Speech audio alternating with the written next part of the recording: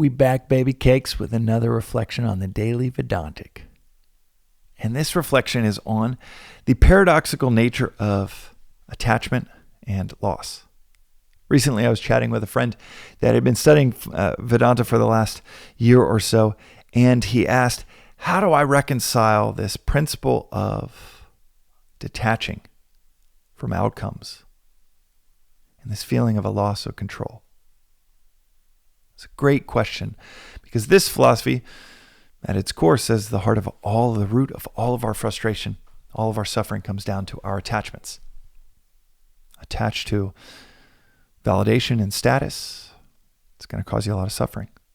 Attached to wealth, it's going to cause you a lot of suffering. Attached to pleasure, it's going to cause you a lot of suffering. In fact, everything that we struggle with, we struggle with it because we value it. In other words, we struggle with what we value. You value looks. It's the root of your suffering.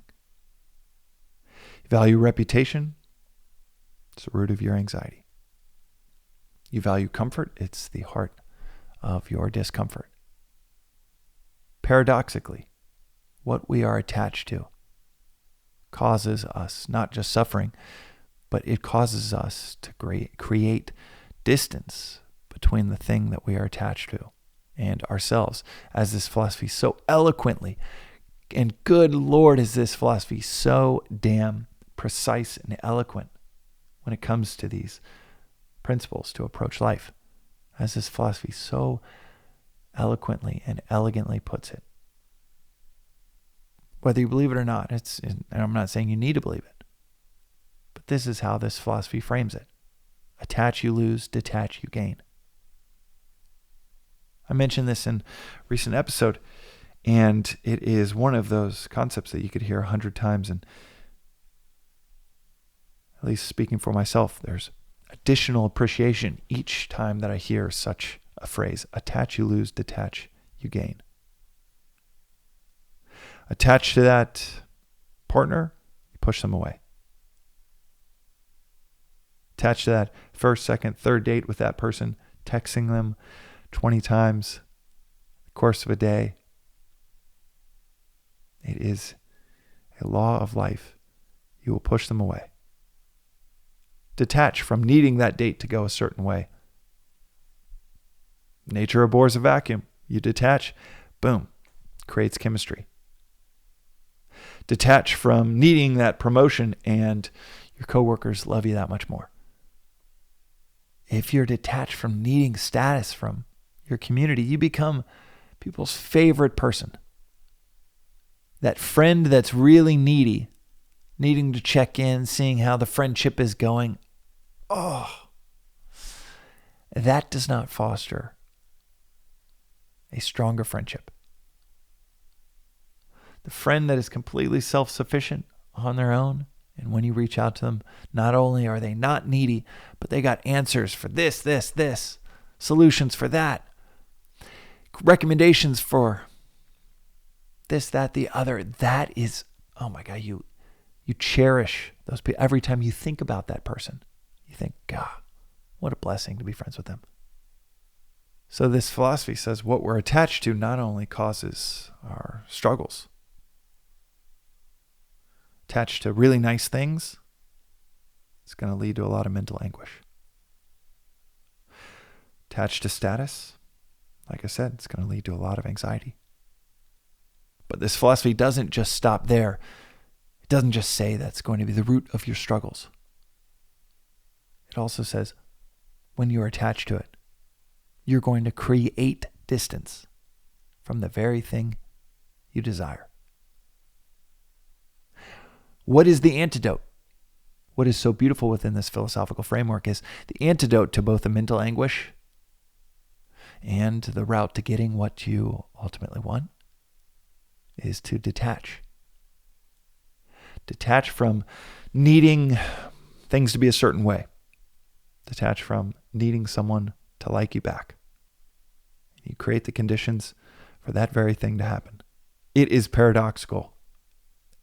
Obviously, and right up front, I will admit it is paradoxical, and yet it is a law of life.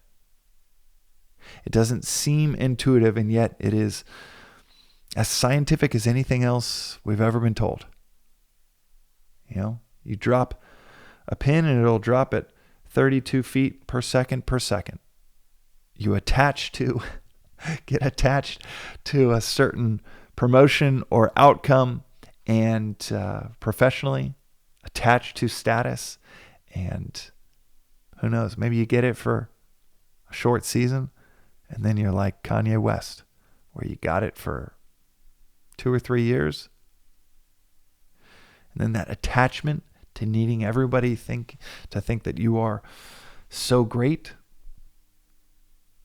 creates probably one of the single most adversarial relationships between an individual and the world in the last decade. At least one of the top 5. And when I mentioned this principle, attach you lose, detach you gain, in the episode, I think it was maybe last episode or the one before, I realized afterwards that I didn't explain what to do with this principle. It doesn't just describe our experience, but what should we do with this principle? Well, one is to listen to it, reflect on it, see if it maps to your experience. If it does, then use it. Attach to the higher. And when we attach to the higher, the lower falls away. Attach to service instead of selfishness. Attach to how can I serve my community, my coworkers, instead of how can I get that promotion. Attach to how can I serve this first date or this wife of 15 years. How can I serve them?